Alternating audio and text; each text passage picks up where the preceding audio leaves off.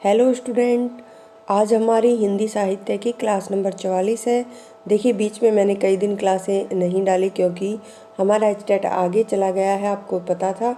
तो अभी जो है डेली हमारी हिंदी साहित्य की क्लासें आएंगी। जब तक हमारा एचटेट होगा तब तक मैं आपको हिंदी साहित्य कंप्लीट करवा दूंगी, इसलिए इन क्लासों से आप जुड़े रहें और अपनी तैयारी को करते रहें।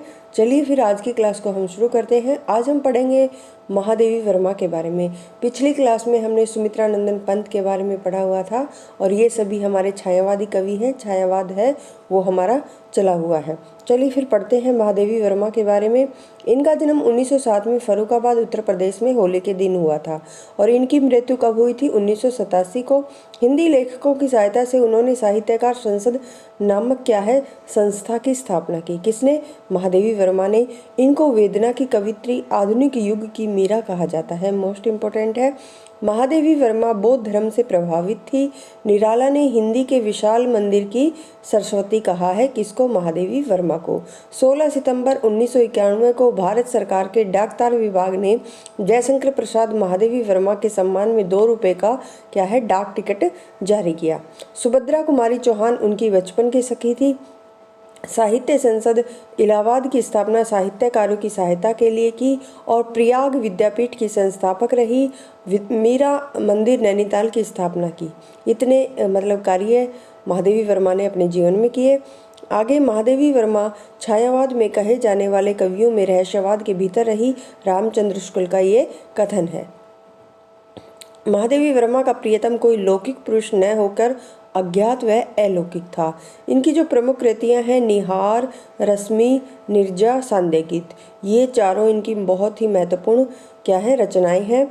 निहार का जो सन है वो 1930, रश्मि 1932, निर्जा 1935 और सांध्य गीत क्या है 1936। इनका सन भी आपको याद रखना है क्योंकि ये क्रम के अनुसार लगानी कई बार आती हैं। आगे है दीपशिखा, यामा, संकल्पिता।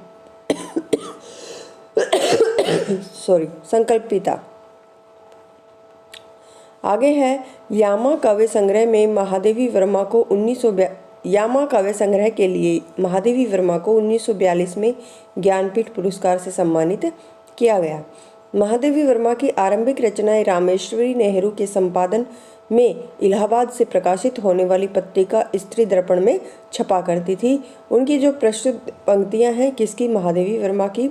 मधुर मधुर मेरे दीपक जल, बीन भी हूँ मैं तुम्हारी रागिनी भी हूँ, मैं नीर भरी दुख की बदली सांध्य गीत। किससे ली गई क्या है ये पंक्ति है। आगे है कैसे कहती हो सपना है, अली उस मुख मिलन की बात, भरे हुए अब तक मूल्य में मेरे आंसू उनके हास। निहार से ली गई पंक्ति है। पंथ रहने दो अपरिचित, प्राण रहने दो अकेला, दीपशिखा से ली गई पंक्ति है। अब छायावाद के जो अन्य कवि हैं उनको देख लेते हैं। देखिए, रामकुमार वर्मा, उदय शंकर भट्ट, मोहन लाल महतो, वियोगी और रामकुमार वर्मा के जो काव्य संग्रह हैं वो कौन कौन से हैं?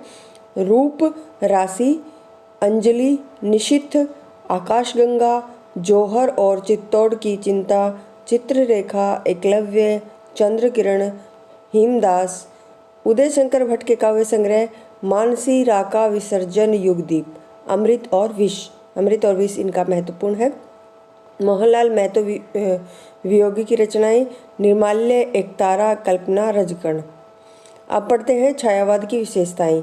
व्यक्तिकता, राष्ट्रीयता की भावना, सौंदर्य चेतना, मानवतावादी विचारधारा, मानवीकरण शैली का प्रयोग, प्रतीक शैली का प्रयोग, रहस्यवादिता, पलायनवाद, बिंबात्मकता, वेदना की प्रधानता, चित्रात्मकता, लाक्षणिकता, गीतात्मकता। आप पढ़ते हैं छायावाद की जो अन्य धाराएं हैं। देखिए, छायावाद के साथ जो अन्य धाराएं चली उनके बारे में पढ़ेंगे। 1918 से 1938 के मध्य हिंदी में अनेक काव्य धाराएं चलती रही, किंतु इस युग की प्रधान जो धारा थी वो छायावाद थी, इसलिए इस युग का नाम छायावाद काल दिया गया है। छायावाद के समांतर इस युग में हालावाद और राष्ट्रीय सांस्कृतिक काव्यधारा में भी क्या है साहित्य लेखन किया गया। मधुशाला से हालावाद का क्या है आरंभ हुआ।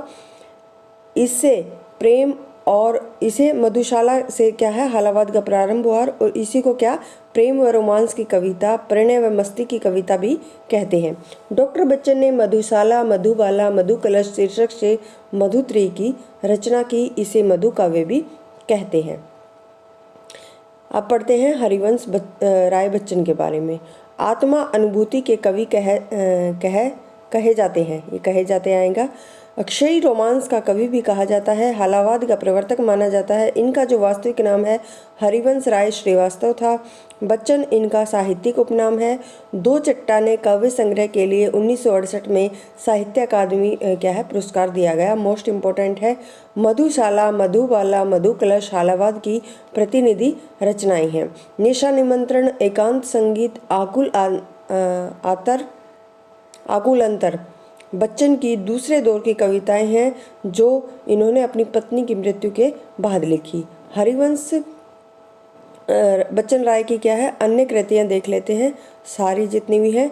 मधुशाला, मधुबाला, मधु कलश, निशा निमंत्रण, ये निशान नहीं, निशा निमंत्रण, एकांत संगीत, आकुल अंतर, आरती और अंगारे, त्रिभंगिमा, दो चट्टाने, मिलन यामिनी, प्रणय पत्रिका, बंगाल का काल, हलाहल, सूत की माला, खादी के फूल, बुद्ध और नाच घर, चार खंबे 64 खूंटे, ये इनकी प्रमुख रचनाएं हैं। आगे हमारे हैं नरेंद्र शर्मा, इनकी कृतियां देख लेते हैं। प्रभात फेरी, कर्ण, फूल, प्रवासी के गीत, मिट्टी और फूल, रक्त चंदन, उत्तर जय, कदली वन और द्रौपदी इनका खंड काव्य है। रामेश्वर शुक्ल अंचल, मांसलवाद के प्रवर्तक कौन है? रामेश्वर शुक्ल अंचल है। इन्हें भगवती कवि कहा जाता है। इनकी कृतियां किरण बेला, करिल, मधुलिका, लाल चुनर, अपराजिता, प्रशांत के बादल। भगवती चरण वर्मा की जो कृतियां हैं मधुकर, मानव, प्रेम संगीत। भैंसा गाड़ी क्या है इनकी प्रमुख प्रसिद्ध क्या है कविता है भगवती चरण वर्मा की। और हम दीवानों की क्या हस्ती, वो भी किसकी है? जो हम कविता पढ़ते हैं तो वो किसकी है? भगवती चरण वर्मा की है। तो आगे हमारी राष्ट्रीय सांस्कृतिक आएगा, यहाँ पर काव्यधारा ये शुरू होगी, तो इसको हम अगली क्लास में करेंगे। अगर आपको क्लास पसंद आए तो चैनल को शेयर और सब्सक्राइब जरूर करें। धन्यवाद।